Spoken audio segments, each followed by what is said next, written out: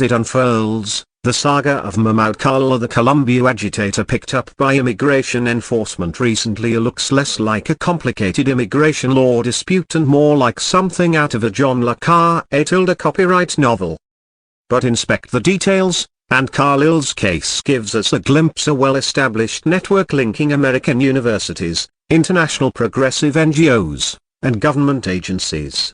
This network places ideologues like Khalil in positions of power and influence and promoting radical policies that challenge both the will of American voters and our national security interests.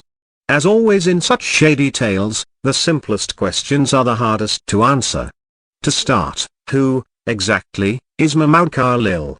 According to The Guardian, he was born in Syria in 1995 to Palestinian refugees, then fled at 18 to settle in Lebanon.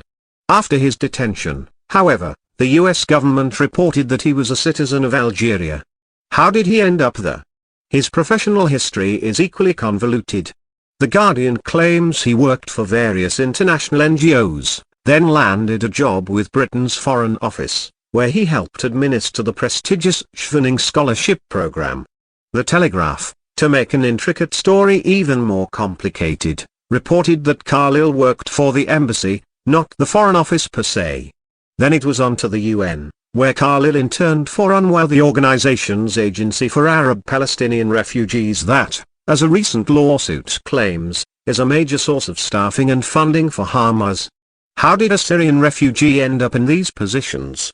Maybe the influencers who gave him these jobs are the same ones who leapt to his defense.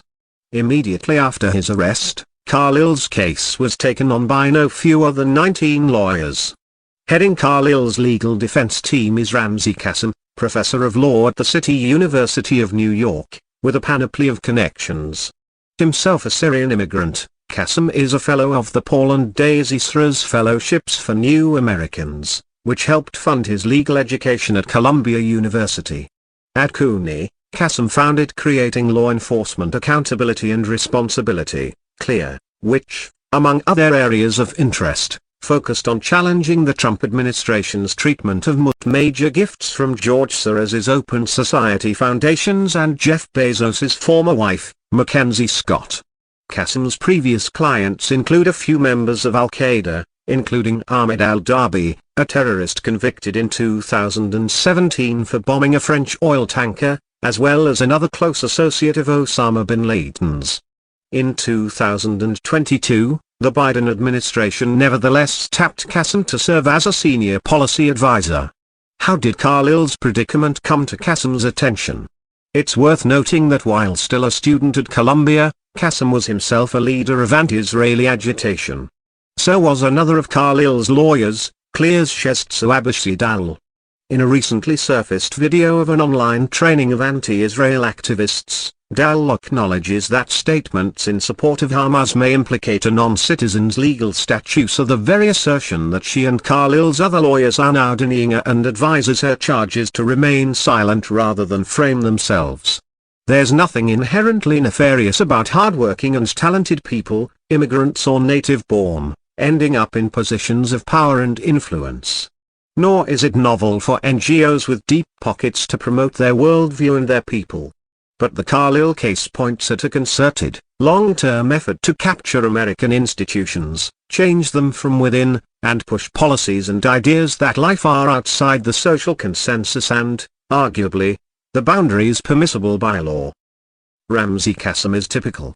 He is committed to a long list of radical causes, from defanging law enforcement to defending America's sworn enemies. Nonetheless, he has enjoyed heavy support from progressive philanthropists, accreditation from America's finest schools, and eventually made his way to Washington to help reshape policy. Similarly, it is troubling that those who argue, against all available evidence, that Mahmoud Khalil is a martyr on the altar of free speech rather than someone who violated the terms of his residency by advocating for a terror group who enjoy near universal access to and support from our finest academic institutions, our best-endowed philanthropies, and our best-placed legal or political elites. telling foreign nationals to refrain from espousing support for a terror group to evade legal trouble exceeds the bounds of advocacy. It approximates aiding and abetting people in skirting our immigration laws. If nothing else, the Khalil case demonstrates yet again that for America's progressive elites, power, not principle, is the currency that counts, and that the system they've designed ensures that their power is preserved in perpetuity, defending even those fellow travelers who work to undermine our national security interests. The only way to regain control of the institutions that these hostile activists have commandeered is to know their playbook and use the law to curb their influence. Shadowy activists subverting the will of the American people and then seeking protection from a bubble of big money NGOs and ideologically aligned government officials isn't a safeguard protecting our democracy. It's a clear and direct threat to our national security and interests.